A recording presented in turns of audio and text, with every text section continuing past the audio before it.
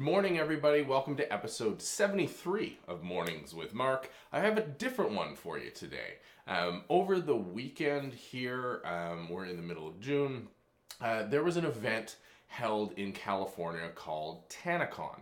Now, this was a social media event. It was sort of a B-sides-esque version of VidCon. Now, VidCon is this massive event for creators, mainly for YouTubers, to interact with their fans, and have an experience. And this Tanacon was set up by an individual creator as a counter to that. She had some challenges with the original event, so started her own. So this is the first time this conference was ever run. The reason I want to talk about it today was because from all reports, it was a disaster.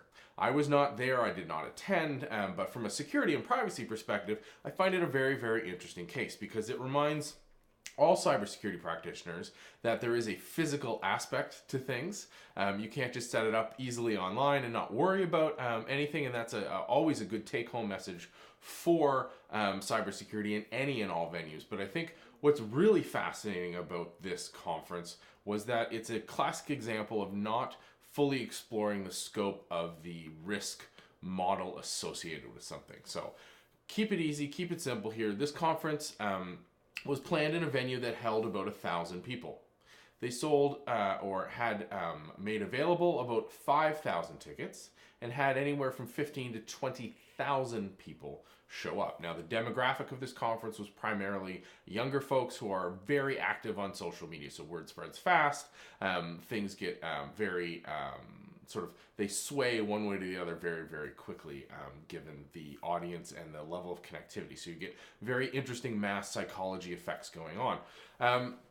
So we already had a problem. The venue was too small for the number of tickets released, and then up to four times as many people showed up to the actual venue. So there's significant challenges here. Now, that's the first scoping problem, is that while you expect some people not to show up, if you sell tickets, you have to have the capacity. So right off the bat, there's a sizing problem, and that's a major risk. So the venue is not appropriate for the number of people that you've committed to being able to serve. That's a number one risk. Number two is that this is a social event. This is very promised on digital media. They made the mistake of saying tickets were available at the door. They had way more people show up, and they kept those people in line. And that's a really interesting thing to do. Now, this all comes back to, I don't think it's any malicious intent. This is purely just inexperience. But a ton of people were really frustrated. But there's some really significant issues that tie back to the cybersecurity that I want to talk to, because the parallels are very appropriate. People have an idea in mind and say, hey, I'm going to build System X, or I'm going to get, I'm going to create my own conference or my own event, bigger than a meetup. And then they start to scale out part of the problem, but only part of the problem that they see, that they think about. So this conference was started because of a lack of parity between the creators and the sort of speakers at the conference and the people. So they wanted a lot of interaction in the first place. Well, already that's a challenge. If that's your goal, your security settings and controls aren't lining up with that. And we see this all the time in organizations when I go talk to them, where they say, okay, I'm going to create an application that is going to allow people to buy tickets online. Let's use a relevant example of this conference. I'm going to create an application that buys tickets online. And because I want to build up demand, I'm going to make sure that you only can buy at like 10 a.m. That's when everything's going to open up. And you think about that, and you go, okay, great. I'm going to be able to sell X number of tickets very, very quickly because of a pent-up demand. But that creates other unintended consequences, second order effects down the road. Is that now you're forcing a massive spike in traffic on the system, and that has issues, is that your system's going to scale from nothing to massive and have additional unintended behaviors. That's very similar to this conference, right? They scaled it up way too fast. They had already scaled it out of its own capacity before they even started by selling 5,000 tickets for a 1,000-person venue. And that's, like I said, that's common. It's hard to properly scope something because you get so caught up in the coolness factor or in the idea. So I see this quite often when we're building stuff in the cloud. People go, okay, I'm going to forklift my existing system over, and I'm going to scale it out. I'm going to add more servers, but without changing anything in the back end, without understanding that, because you need more servers, that needs more database capacity.